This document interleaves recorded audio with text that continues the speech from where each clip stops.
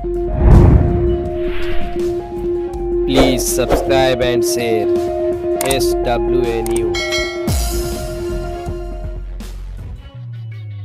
बहराइच सनसनीखेज हत्याकांड का पुलिस ने किया खुलासा। जनपद बहराइच के नानपारा थाना क्षेत्र अंतर्गत हाड़ा बसेरी के पास हुई हत्या का पुलिस ने किया खुलासा। नानपारा थाना क्षेत्र के हाड़ा बसेरी में 23 जुलाई को मिली थी 20 वर्षीय महिला की सरकटी लाश। मामले के अनावरण हेतु पुलिस की कई टीमें कर रही थी छानबीन। लाश बरामदी के समय पैरों में बंधे धागे से हुई मृतका की पहचान। आरोपी ने अपने एक अन्य साथी के साथ मिलकर दिया था हत्या को अंजाम। पुलिस ने 2 आरोपियों को किया गिरफ्तार। आला कत्ल बरामद, भेजा जेल। बहराइच से SWA न्यूज के लिए शेबू अली की रिपोर्ट। 21 जुलाई को थाना नानपारा के क्षेत्रांतर्गत हाड़ी बसेरा गांव में सरयू नदी के पास एक जंगल है, वहां पर एक लगभग 20 वर्षीय लड़की का शव बरामद हुआ था, जिसके ऊपर सर नहीं था, एक हाथ नहीं था, अन्य कुछ उंगलियां मिसिंग थी और ये शव सिर्फ अपने अंडरगारमेंट्स में पाया गया था।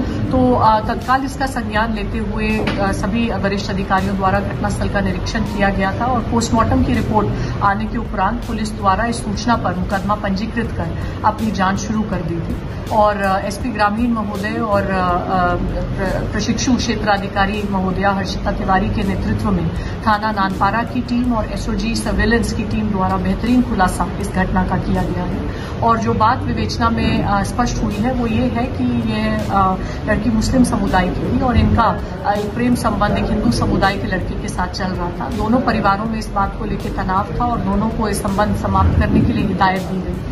फिर भी दोनों के द्वारा इस संबंध को जारी रखा गया और हाल ही में लड़की द्वारा लड़के से कहा जा रहा था कि उनको शादी कर लेनी चाहिए, जिसके फलस्वरूप इस लड़के द्वारा अपने एक सहयोगी के माध्यम से लड़की को बहला फुसला के एक सुनसान स्थान पर बुलाया गया। मोटरसाइकिल पर बिठाकर हाड़ी बसेरा के नजदीक इस जंगल में ले जाया गया। वहां पे पहले गला घोट के इसकी हत्या की और फिर ताकि शव की शिनाख्त न हो सके एक बोगरा से इसका सर काटा गया, अन्य इसके बॉडी पार्ट्स को हानि पहुंचाई गई तथा इसके कपड़े भी उतारकर ये सभी चीजें आला कत्ल के साथ पानी में फेंक दी गई। तो इसमें बहुत परिश्रम के बाद और हमारी टीम द्वारा बेहतरीन इन्वेस्टिगेशन का उदाहरण देते हुए विभिन्न प्रकार के टेक्निकल और मैनुअल एविडेंसेस को इकट्ठा किया गया है। ये भी उल्लेखनीय है कि अभियुक्त द्वारा जो फोन नंबर्स यूज किए गए थे घटना कारित करने के लिए, जो वहां की टावर ID में आ रहे थे, वो भी घटना करने के बाद बंद करके पानी में ही फेंक दिए गए।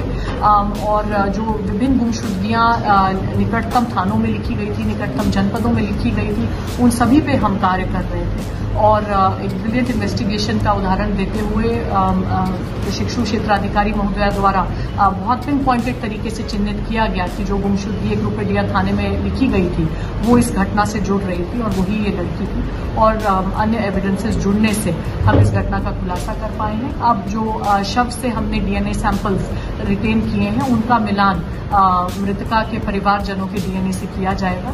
अभियुक्त के कपड़े भी बरामद कर लिए गए हैं जो कि मृतका के खून से लेस हैं, घटना के दौरान यूज करके वहीं जंगल में छुपा दिए गए थे, उनसे भी मृतका के DNA का मिलान किया जाएगा और माननीय न्यायालय से हम अनुरोध करेंगे कि इस दुर्दांत घटना के लिए दोनों अभियुक्तों को अधिक से अधिक सजा फास्ट ट्रैक ट्रायल के माध्यम से मैम केस को खुलासा करने के लिए अभी आपने बताया कि एक धागे की बहुत बड़ी अहम भूमिका थी, वो उसके बाद जी उस शव के अंडरगारमेंट्स के अतिरिक्त सिर्फ एक ही चीज थी, काला धागा पैर में बंधा हुआ था।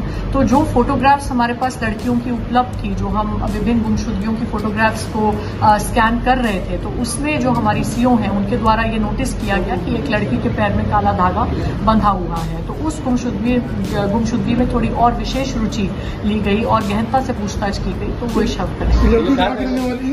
लड़की मूल रूप से हरदी थाना क्षेत्र की रहने वाली है, पर बचपन से ही अपने मामा मामी के यहाँ रूपेडिया थाना क्षेत्र में रहती है। मैम ये शव कब बरामद हुआ था और हत्या कब की गई? ये शव 23 जुलाई को बरामद हुआ था और हत्या 21 जुलाई को की गई।